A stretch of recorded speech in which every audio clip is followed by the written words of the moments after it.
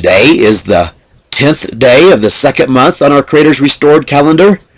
The 10th day of the second month is the day that those who desire to obey Him, that were unable to observe His Passover memorial in the first month, are commanded to set aside the Passover lamb or goat so that they can observe His memorial on the 14th day of the second month. It is also the day that Yehweh told Noah to start loading the ark. This is recorded in Genesis chapter 7. Yehweh said to Noah, "You and all of your house go into the ark, because in this generation I have seen righteousness in you before my face. Take all of the clean beasts, 7 and 7, male and female, and of the beasts that are not clean, by 2, male and female. Likewise take the fowls of the air, 7 and 7, male and female, to keep their seed alive upon the face of all of the earth. Because in 7 more days I will cause it to rain upon the earth for 40 days and 40 nights, and I will destroy every living thing that I have made from off the face of the ground." The waters were let loose towards the end of the 17th day of the month, exactly 30 days after the anniversary of our Messiah's resurrection. This 30-day match is not a coincidence, nor is the rest of the 30-day matches that have unfolded in His end-time timeline like they have. This is about returning to the restoration of all things, including the restoration of the correct timing of His seventh-day Sabbaths and the rest of His appointed times, like His annual Passover memorial. And His coming time of chastisement that is about to be heaped upon you is about your refusal to return to that which He has restored. The first 2 tiers of the sign of Jonah and the timing of Yeshua's murder, which it was the precise timing that the Passover lambs or goats are to be killed, testifies that He was resurrected towards the end of the 17th day of the first month. And He rode into Jerusalem 7 days earlier on the 10th day of the first month, the same time the Passover lambs or goats are to be set aside each year. The end of the 17th day of the second month will fall on the early morning hours of May 5th on the calendar that man was given from their father Satan. I do not know what, if anything, will happen on May 5th. I know that I will remain naked and barefoot until July 24th, because this is what Yahweh's word testifies to. But I do know that May 5th will be the anniversary of the ark's door closing and the floods coming upon the earth. Just like I do know that today is the 4,117th anniversary of Noah being told to start loading the ark. And today is the day that you should have set aside the lamb or goat to observe His Passover memorial in 4 days. If you failed to do so in the first month, at least you should have done this if your desire is to conform to our Creator's word, the same word that His Son was made to be in the flesh. This is the same Son who told us that the only way to enter into His Father's kingdom is to walk as He walked, and He walked in His Father's word. He obeyed His Father's word, every word of it. 40 days and 40 nights from the early morning hours of May 5th will bring us to June 14th, exactly 30 days from the Feast of First Fruits. This is yet another 30-day stamp to go along with the rest of them. If you think that these 30-day stamps are not stamping the importance of returning to the restoration of His 30-day months, you are deeply rooted in your rebellion to His word. If you add these 40 and 30-day periods together, you get 70, or 70 days. 70 is the number of days that Yahweh shortened man's average lifespan to in the days of King David. This year's Feast of First Fruits will fall on July 14th, 10 days before my 3 years of walking naked before you and barefoot before you are up. Our Creator has sent man wave after wave of warnings that the time of His wrath would one day be sent upon them, and He told us why a double portion of it would be sent upon the scattered descendants of Israel. He said that it would be because you have profaned His Torah, and you have polluted His Sabbaths, and you put no difference between the clean and the unclean. At the time of the anniversary of Yahweh's closing the ark's door in 7 days, we will be 260 days out from January 20th, the great and fearful day of His vengeance. Not only has He sent you wave after wave of warnings that this day would come, He has sent mankind wave after wave of warnings that we are merely temporary dwellings, temporary beings. He has done so in the way of diseases and plagues and pestilences and natural disasters and things like this. Even death itself testifies to our temporary existence. Yahweh recorded that He remembered Noah on the 17th day of the 7th month. He gave us his word, precept upon precept, precept upon precept, measuring line upon measuring line upon measuring line, here a little, there a little.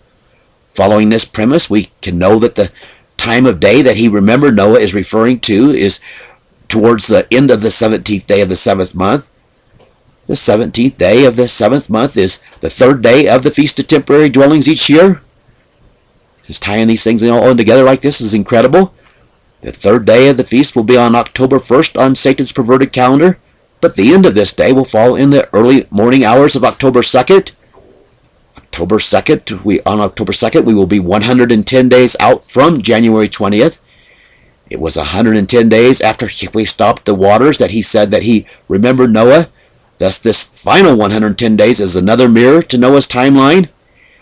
If you think that all of these correlations to as it was in the days of Noah are nothing more than a whole lot of coincidences, you are being willfully ignorant, and you are not letting Yahweh's word testify to itself.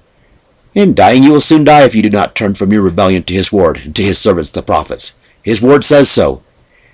He has woven Noah's 377-day timeline throughout the testimony that he has sent me to you with, just like he has woven the Isaiah 55:11 signature ring throughout the testimony that he has sent me to you with. But it truly is as it was in the days of Noah. You have no fear. You have no shame. Even though many of you can see the signs of where we are at in time, you go about your lives picking and choosing what, if anything, that Yahweh spoke that you will hearken to. Instead of walking with him in his word, you tell him how and when you will walk before his face. Your arrogance is off the charts. Noah walked with Yahweh in the righteousness of his word, and he was found in his favor for doing so. And he was the only one alive at the time who was doing so.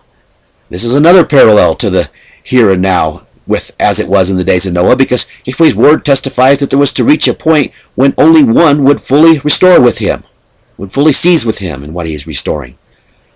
So the rest of you who think that you are of the elect, simply lie to yourselves. His word testifies to who his elect are.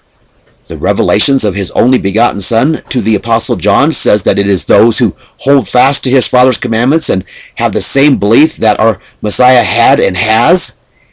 He believed and still believes that we must live by his Father's every word. He said so.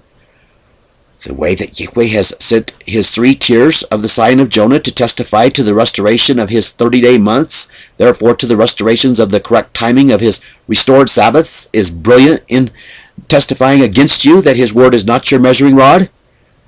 Specifically referring to the repairer of the breach, therefore specifically referring to the restoration of all things, including returning to his Sabbaths, he said in Isaiah 58, "And from you I will build the vanished places that were made desolate, and I will rise up the foundation of many generations, and you will be called the repairer of the breach, the restorer of paths to dwell in. If you will turn your feet to the Sabbath, and do my desire on my set-apart day, and call the Sabbath a delight, the sanctified of Yahweh, and glorify it, and glorify my path," referring to glorifying his Torah, "and attain my desire by speaking my words, then you will delight upon Yahweh, and you will ride upon the high places of the earth, and I will feed you with the heritage of Jacob your father. Because the mouth of Yahweh has spoken it." He's specifically tying in the restoration of his Sabbath here and returning to it. And if you will turn your feet to his restoration when the breaches are repaired.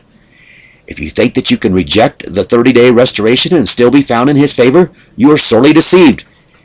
It is his word that you are rejecting in rejecting this restoration. Therefore, you are rejecting his only begotten Son's shed blood because he was made to be his Father's word in the flesh. You can continue to bathe in the make-believe blood of a make-believe Messiah if you want to. Dying you will soon die. The make-believe blood of your make-believe images of the Most High Son is nothing more than water, and water does not atone for sins. He has sent me to show you how the water is turned into his Son's blood. Hearken to it. Sin is transgression against Yahweh's Torah, including his statutes and judgments. Therefore, sin is transgressing against his Sabbaths and the rest of his appointed times. And if he's restored them, you have to return to what he has restored. Observing his Passover memorial according to all of his instructions that are put forth in his word is commanded of us.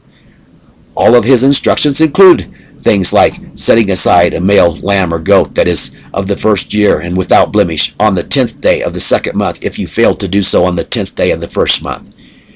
His instructions include painting some of the blood on your doorpost and on your lintels with the hyssop plant. His instructions to observe his memorial include burning up all of that which you did not eat and remaining inside of your doors until morning. His instructions include eating it with your shoes on your feet and your staff at your hand.